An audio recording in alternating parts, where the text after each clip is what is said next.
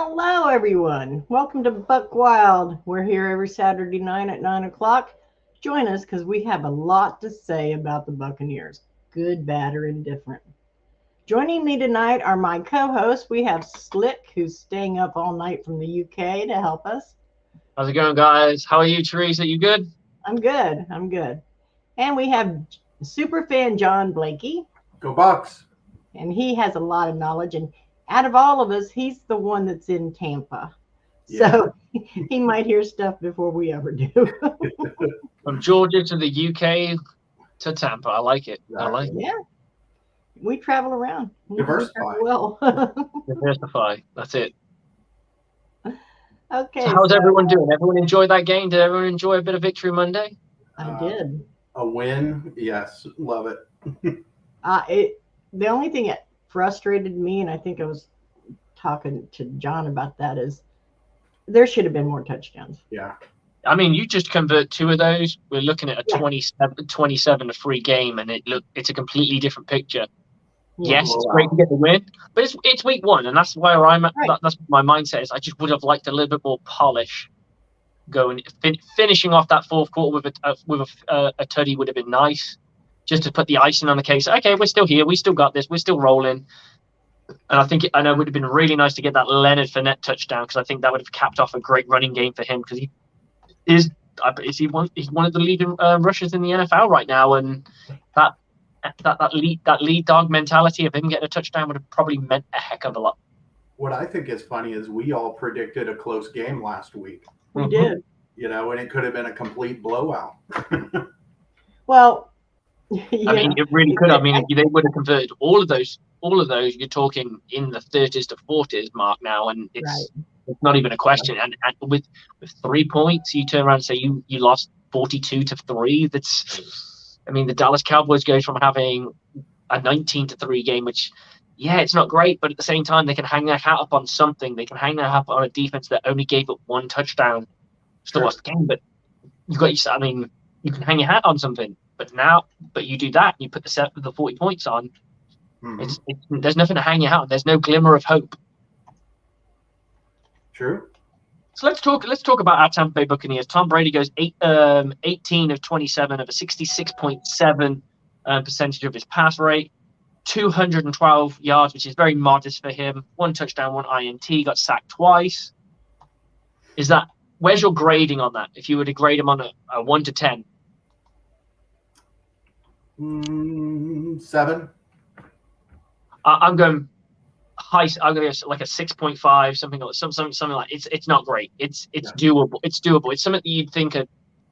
If someone just said this person scored this and you didn't attach a name to it, I go, oh, that's a guy who's feeling out his first, who's either in a dogged game, or it was a dogged defensive game, which it kind of was. There's no shame in that.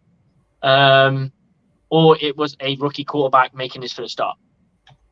If you just looked at the stats, and stats can be misleading. Both defenses played pretty well. I mean, the Bucs. I was happy with what I saw. I mean, number one best defense in football after 1 week. Mm-hmm. Best defense in football right now. Yeah, exactly. I think the thing that impressed me from the Buccaneers' defensive standpoint was the interceptions and 6 batted down passes. That's unusual. 7 tackles for a loss, 4 sacks. You compile that all together with the tackles on top as well.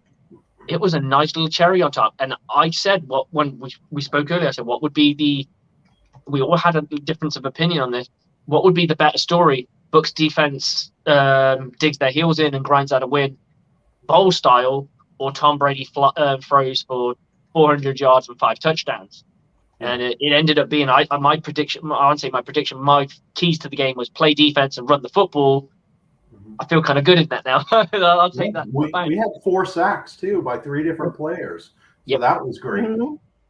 Exactly. I hope Vita Vea gets a few more as well. Yeah. Because he's criminally underrated, and it's only because of sack production. Yep. It's got nothing to do with his skill set. It's got nothing to do with what he can do as a player.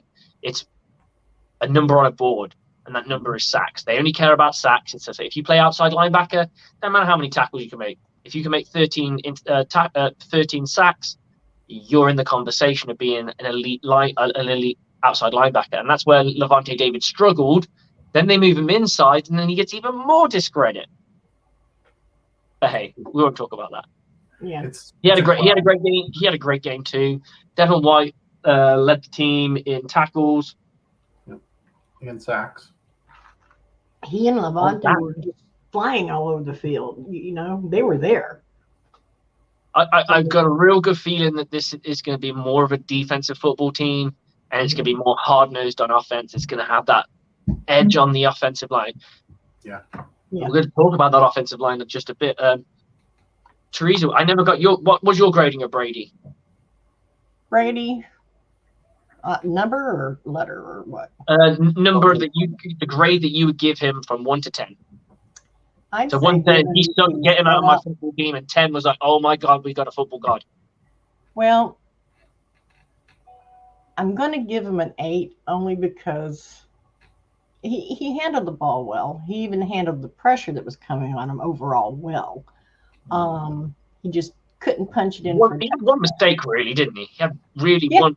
A lot of them were drop passes. Oh, yeah. He could have placed them a little bit better. That's not the worst thing. But the biggest mistake he had was the interception, which he kind of was throwing at someone's knees. Yeah. Like, that was the only real, bad ball placement, bad play. Right. I mean, you've got an argument for your conversation there that he wasn't really he was methodical. If people caught balls, that game could have been a lot worse for a lot of teams. Rashad Perriman, let's have a little look on the catch rates and stuff. I got Mike Evans.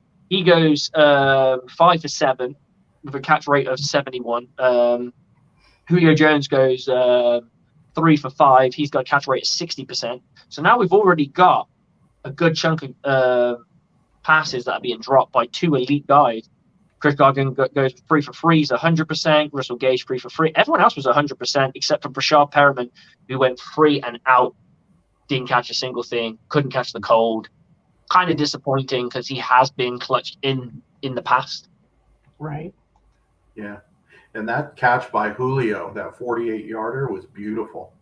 That was the defender was totally lost. He was still looking in the air, and Julio had it in his hand. Yeah.